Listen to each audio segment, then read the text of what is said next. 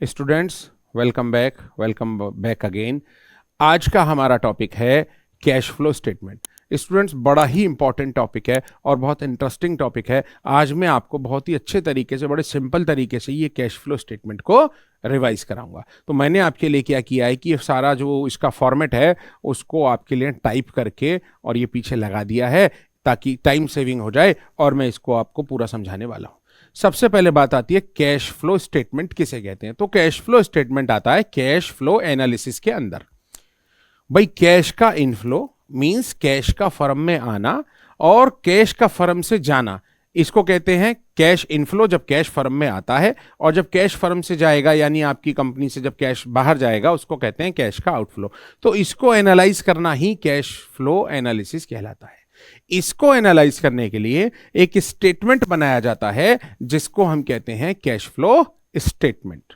ठीक है स्टूडेंट्स, अब कैश फ्लो स्टेटमेंट बनता है according to AS3, accounting standard number 3।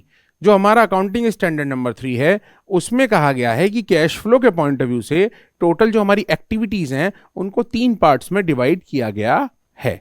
और वो एक्टिविटीज कौन सी हैं? First is cash flow from operating activity, then cash flow from investing activity, after that cash flow from financing activity। Cash flow from operating activity में क्या आता है? जो हमारी बिजनेस को ऑपरेट करने से रिलेटेड सारी एक्टिविटीज हैं, जैसे कोई हमने गुड्स सेल किया या एक्सपेंसेस किए, सैलरी दी, रेंट दिया, वेजेस दिया, ये सारी जो एक्टिविटीज हैं वो हमारा ऑपरेटिंग एक्टिविटी में आती हैं। इन्वेस्टिंग एक्टिविटी में क्या आता है? जो हमने मार्केट में पैसा इन्वेस्ट किया है, या हमने नॉन करंट असेट्स को परचेज किया है या सेल किया है, मींस फिक्स असेट्स को परचेज या सेल किया है, या ट्रेड इन्वेस्टमेंट परचेज या सेल किए हैं, वो सारी एक्टिविटी हमारी आती है किसमें बेटा? ये आती है इन्वेस्टिंग एक्टिविटी में। फाइनेंसिंग एक्टिविटी में क्या आता है? भाई, फाइनेंसिंग एक्टिविटी में क्या आता है? फाइनेंसिंग एक्टिविटी में आता है आपका फाइनेंस करने से रिलेटेड एक्टिविटीज, मींस पैसे की व्यवस्था करना। वो कैसे की जाएगी? भाई, या तो आप शेयर इशू करेंगे, या डिबेंचर इशू करेंगे, या बैंक से लोन लेंगे, या फिर पैसे को आप रिटर्न कर रहे हैं, आपको जरूरत नहीं है इस समय पैसे की, तो लोन को रीपे करेंगे, या रिडेम्पशन ऑफ डिबेंचर, या आपका बायबैक ऑफ इक्विटी शेयर्स। जो इस तरह की चीजें हैं वो सारा हमारा किसका पार्ट होती हैं? फाइनेंसिंग एक्टिविटी का। ठीक है स्टूडेंट्स, तो सबसे पहली बात तो ये कि कैश फ्लो स्टेटमेंट बनाने के कितने मेथड होते हैं। तो हम बात करते हैं कैश फ्लो स्टेटमेंट यानी कि CFS की। तो इसे बनाने के स्टूडेंट्स 2 मेथड होते हैं। एक होता है हमारा डायरेक्ट मेथड,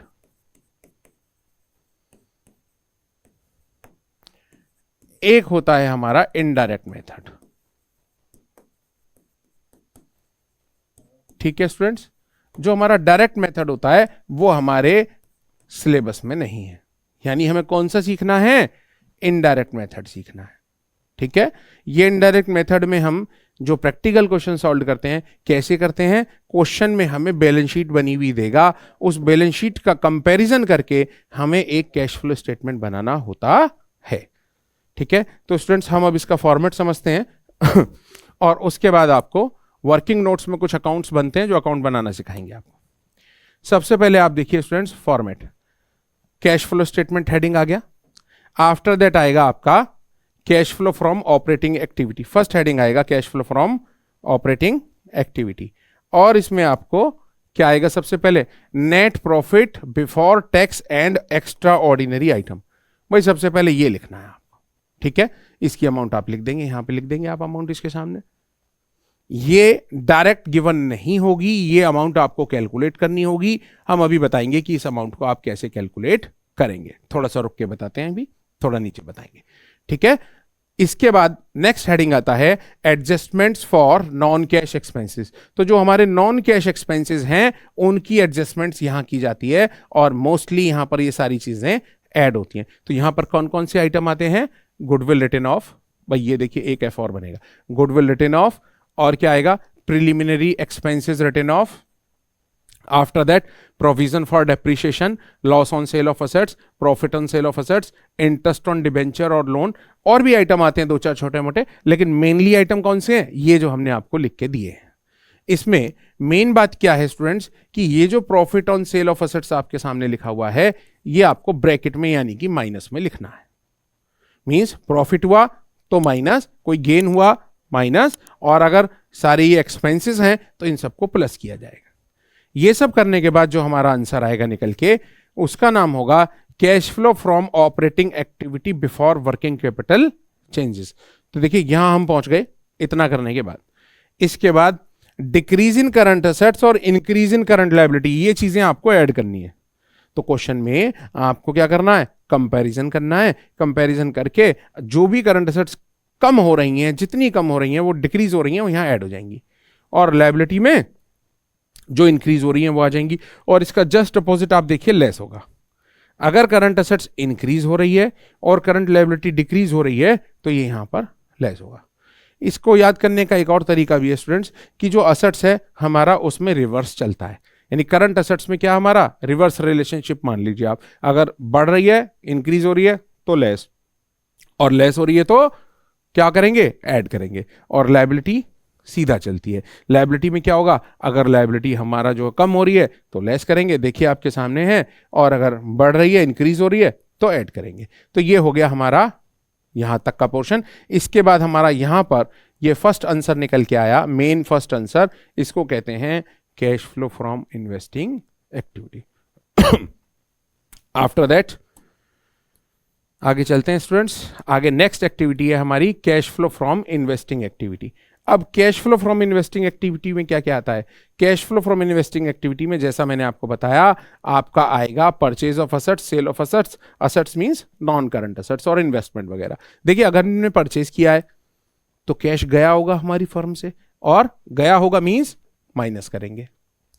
और sale of asset, sale of asset में क्या होगा, सेल करिए तो कैश आया होगा, इसको प्लस करेंगे, तो इसको करेंगे प्लस और इसको करेंगे माइनस, और जो आंसर निकल के आएगा उसका नाम होगा cash flow from investing activity. तो हम यहां तक भी पहुंच गए। लेकिन ध्यान देने वाली बात यह है कि अगर आंसर माइनस में आता है किसी भी एक्टिविटी का, तो यहां पर हम क्या करेंगे, यहां पर फ्लो वर्ड ना लिख के यूज्ड वर्ड लिखेंगे, cash used in investing activity. ठीक है, आगे चलते हैं। इसके बाद अब इसको करने के लिए हमको ना कुछ वर्किंग में अकाउंट्स बनाने पड़ेंगे, एसेट अकाउंट, और अगर एक्यूमुलेटेड डेप्रिसिएशन मेथड है तो वो अकाउंट, तो वो भी मैं भी आपको बताऊंगा। आगे चलते हैं, पहले एक बार फॉर्मेट देख लें। Cash flow from financing activity. अब बात करते हैं फाइनेंसिंग एक्टिविटी की। जैसे मैंने आपको बताया इसमें क्या क्या आता है, इशू ऑफ शेयर कैपिटल, भाई ये आ गया issue of share capital. Redemption of share या डिबेंचर हो सकता है, तो ये माइनस में होगा, इशू होगा तो प्लस में होगा। लोन रेज्ड प्लस में आएगा, क्यों, क्योंकि पैसा हमारे पास आया होगा। डिविडेंड पेड, ये डिविडेंड पे किया हमने तो क्या होगा, ये माइनस में आएगा क्योंकि पैसा गया होगा हमारे पास से। इंटरेस्ट ऑन डिबेंचर, डिबेंचर पे हमने इंटरेस्ट पे किया या लोन पे इंटरेस्ट पे किया तो कैश गया होगा ना, इसीलिए बेटा ये भी माइनस में आएगा हमारा। तो ये हमारा निकल के आएगा cash flow from financing activity, third answer. अब हमें करना क्या है, हमारे 3 आंसर आए, अगर तीनों आंसर को आपस में ऐड कर दूं तो निकल के आएगा नेट कैश फ्लो और कैश यूज फ्रॉम एक्टिविटी। भाई first answer plus second answer, अब ये माइनस प्लस कैसे भी हो सकते हैं, और थर्ड आंसर ऑपरेटिंग एक्टिविटी का, इन्वेस्टिंग एक्टिविटी का, फाइनेंसिंग एक्टिविटी का, तीनों को प्लस कर दो, जो निकल के आएगा उसको हम कहेंगे आपका, क्या कहेंगे यहां पर, उसको हम कहेंगे नेट कैश यूज्ड या फ्लो फ्रॉम ऑल एक्टिविटीज। इसके बाद cash and cash equivalent at beginning हमें यहां ऐड करना होगा, और कैश एंड कैश इक्वलेंट हमें बिगिनिंग वाला भी बुक में दिया होगा और क्लोजिंग वाला भी बुक में दिया होगा। तो हमें क्या करना है, बिगिनिंग वाला ऐड कर देंगे तो क्या निकल के आएगा, cash and cash equivalent at end निकल के आएगा। ठीक है, और ये हमारा होगा फाइनली आंसर। इसको चेक करने का तरीका भी कह सकते हो आंसर के, बुक में जो cash and cash equivalent at beginning दिया है, जब आप इस अमाउंट में बिगिनिंग वाला ऐड करेंगे तो क्या निकल के आएगा, cash and cash equivalent at end, जो आपके क्वेश्चन में छपा हुआ होगा। इट मींस कि आपको मालूम भी चल जाएगा बोर्ड एग्जाम में कि आपने क्वेश्चन पूरा सही किया है या नहीं किया है। लेकिन अभी पास्ट 2 ईयर्स से पूरा क्वेश्चन नहीं पूछते हैं, सिर्फ 2 एक्टिविटी ही पूछी जा रही हैं। देखिए स्टूडेंट्स, ये फॉर्मेट हमने देख लिया, लेकिन कुछ चीजें ऐसी हैं जो अभी बताना जरूरी है, जिसमें सबसे फर्स्ट है cash and cash equivalent. What is cash and cash equivalent? तो कैश एंड कैश इक्वलेंट में क्या क्या आता है students, cash and cash equivalent में आता है हमारा कैश, देखिए यहां लिख देते हैं, चलिए ये आपका आता है कैश बैंक देखिए cash plus bank plus marketable securities. और मार्केटेबल सिक्योरिटीज में क्या क्या आता है क्वेश्चन में? मेनली क्वेश्चन में हमने देखा है ज्यादातर क्या नाम लिखा हुआ आता है, वो नाम लिखा हुआ आता है करंट इन्वेस्टमेंट। तो मार्केटेबल सिक्योरिटी मतलब क्या हो गया? Current investment. ठीक है स्टूडेंट्स, तो ये हमने बताया आपको कि कैश एंड कैश इक्विवेलेंट का मीनिंग क्या होता है। अब हम आगे देखते हैं। आगे देखिए वर्किंग नोट्स में हमें निकालना होगा net profit before tax and extra ordinary items. ये फॉर्मेट के शुरू में फर्स्ट लाइन थी और हमने आपको कहा था कि थोड़ी देर बाद नीचे बताएंगे। तो इसको कैसे निकालेंगे? सबसे पहले net profit after tax and extraordinary item लेंगे। बैलेंस शीट में आपको प्रॉफिट्स गिवन होंगे, ठीक है? तो जब बैलेंस शीट में आपको प्रॉफिट गिवन होंगे तो करंट ईयर के प्रॉफिट में से जब आप लास्ट ईयर का प्रॉफिट लेस करेंगे, मींस प्रीवियस ईयर का प्रॉफिट लेस करेंगे, तो आपके सामने निकल के ये अमाउंट आ जाएगी। और अगर क्वेश्चन में आपको जनरल रिजर्व की अमाउंट गिवन है कि जनरल रिजर्व में कितना ट्रांसफर किया गया है, और क्वेश्चन में अगर प्रपोज डिविडेंड है तो वो second item. Third provision for tax, provision for tax याद कीजिएगा करंट ईयर में जितना प्रोविजन आपने बनाया है वो अमाउंट, प्लस इंटरिम डिविडेंड। अगर ये अमाउंट आपके पास में क्वेश्चन में है, ये आइटम है, तो ये भी ऐड हो जाएंगे। ऐड होकर जो चीज निकल के आएगी वो निकल के आएगी आपकी net profit before tax and extraordinary item, और यहां से आपका कैश फ्लो स्टेटमेंट शुरू हो जाएगा। ठीक है स्टूडेंट्स, देख लिया अच्छे से। अब मैं आपको बताता हूं 2-3 अकाउंट और वर्किंग में बनाने पड़ते हैं, और वो अकाउंट कैसे बनाते हैं, वो अकाउंट बनाना आपको सिखाते हैं। देखिए स्टूडेंट्स, एक तो आपको बनाना पड़ता है mostly provision for tax account.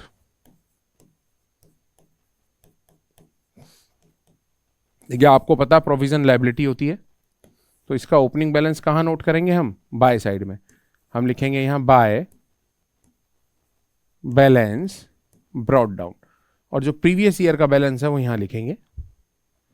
यहां पर लिखेंगे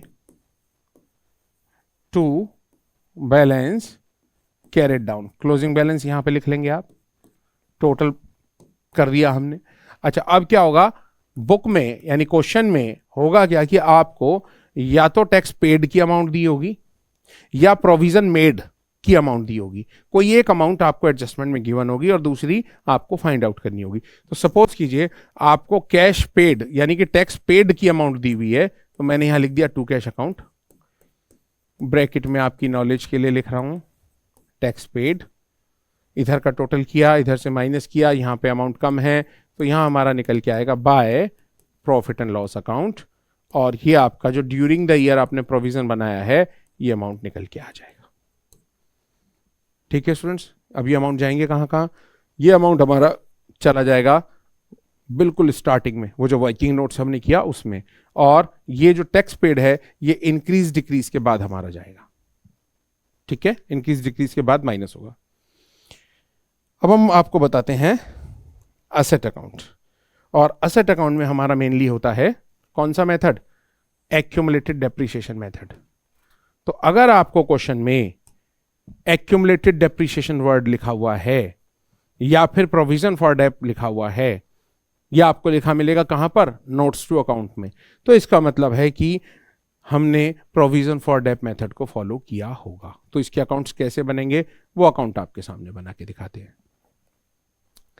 भाई एक हमारा बनेगा असेट अकाउंट, क्वेश्चन में जो भी नाम होगा, चाहे वो आपका लैंड एंड बिल्डिंग हो, देखिए लैंड पे तो डेप होता नहीं है, चाहे आपका प्लांट एंड मशीनरी हो, फर्नीचर हो, कोई भी नाम हो। और एक आपका बनेगा students provision for dep account. तो इसको थोड़ा थोड़ा छोटा कर लेते हैं, इतनी ज़रूरत नहीं है। और फिर एक हमारा बनेगा, और ये दोनों अकाउंट एक साथ बनेंगे, वर्किंग नोट्स में बनेंगे, प्रोविजन फॉर डेप्रीशिएशन या एक्यूमुलेटेड डेप्रीशिएशन अकाउंट, एक ही बात है। सबसे पहले हम क्या करेंगे? ओपनिंग बैलेंस यानी लास्ट ईयर का बैलेंस नोट करेंगे, असेट्स का बैलेंस हम डेबिट में नोट करेंगे, और बाय बैलेंस सीडी ये क्लोजिंग बैलेंस नोट किया। इसमें बेटा ये लायबिलिटी होती है, इसका बैलेंस अपोजिट साइड आएगा। इसको थोड़ा ऊपर कर लेते हैं, ठीक है, इसका ओपनिंग बैलेंस यहां बाय साइड में आएगा, by balance BD, to balance CD. भाई हमने ओपनिंग क्लोजिंग बैलेंस नोट कर लिए। अब मोस्टली क्वेश्चंस में क्या बोलता है कि एक असेट्स जिसकी कॉस्ट इतना था, जिस पर सच अमाउंट का इतने अमाउंट का डेप लग चुका था, एक्यूमुलेटेड डेप, वो इतने रुपए में सेल कर दिया या इतने रुपए के लॉस या प्रॉफिट पे सेल कर दिया। तो वो जो एक्यूमुलेट डेप होगा, एक्यूमुलेट डेप मतलब असेट को परचेज करने की डेट से सेल करने की डेट तक का डेप, चाहे वो 3 साल का हो, 5 साल का हो, कुछ भी हो, जो टोटल डेप है वो आप यहां से ट्रांसफर करेंगे असेट अकाउंट में। इसके बाद पहले इस अकाउंट को क्लोज करेंगे, दोनों साइड का टोटल करेंगे, टोटल करके डिफरेंस करेंगे, और जब आप डिफरेंस करेंगे तो यहां पर कम आएगा। इसको आप नाम दे सकते हो बाय डेप्रिसिएशन अकाउंट या फिर by P handle, working note से कुछ भी लिख दीजिए आप। ये जो अमाउंट निकल के आएगी, ये अमाउंट आपके कहां चली जाएगी, वो जो adjustments for non cash expenses हमने हेडिंग बताया, ये वहां चली जाएगी प्रोविजन फॉर डेप के नाम से। ठीक है, और कोई डेप नहीं जाएगा वहां फेयर में। अब इसको क्लोज करते हैं। सबसे पहले यहां पर आएगा बाय में, बाय प्रोविजन फॉर डेप। भाई ये जो अमाउंट आपने ट्रांसफर की है यहां से, वो यहां जाएगी। बाय कैश, आपने असेट्स जितने रुपए में भी सेल किया वो आप बाय कैश के नाम से डाल दीजिए। अब आपको ये देखना है कि उसमें प्रॉफिट हुआ है या लॉस हुआ है। अगर प्रॉफिट हुआ है तो टू साइड में आएगा, लॉस हुआ है तो बाय साइड में आएगा। सपोज कीजिए लॉस हुआ, तो यहां प्रॉफिट एंड लॉस अकाउंट और ब्रैकेट में लॉस, यहां कोई अमाउंट है। ठीक है, अब इस अकाउंट को क्लोज करेंगे, टोटल करेंगे। मोस्टली क्या होगा कि डेबिट का टोटल कम होगा और जो डिफरेंस आएगा वो हमें किस नाम से डालना होगा, टू कैश अकाउंट के नाम से। ये आपकी आ जाएगी बैलेंसिंग फिगर और ये अमाउंट आपकी आ गई। अब देखिए यहां से फेयर में कहां कहां अमाउंट जाएंगी, ये तो हमने पहले ही बता दिया। इस अकाउंट से ये जो अमाउंट है आपकी sale of asset, investing activity में प्लस होगी। ये जो अमाउंट है आपकी purchase of asset, asset purchase की तभी तो टू कैश लिखा है, ये आपकी इन्वेस्टिंग एक्टिविटी में माइनस होगी। और ये आपका adjustment for non cash expenses में लॉस चला जाएगा और ये ऐड हो जाएगा। और बाई चांस प्रॉफिट होता तो लेस होता, जो हम आपको पहले ही बता चुके हैं। तो उम्मीद है आपको कैश फ्लो स्टेटमेंट बड़ा अच्छे से रिवाइज हो गया होगा। ठीक है स्टूडेंट्स, थैंक यू।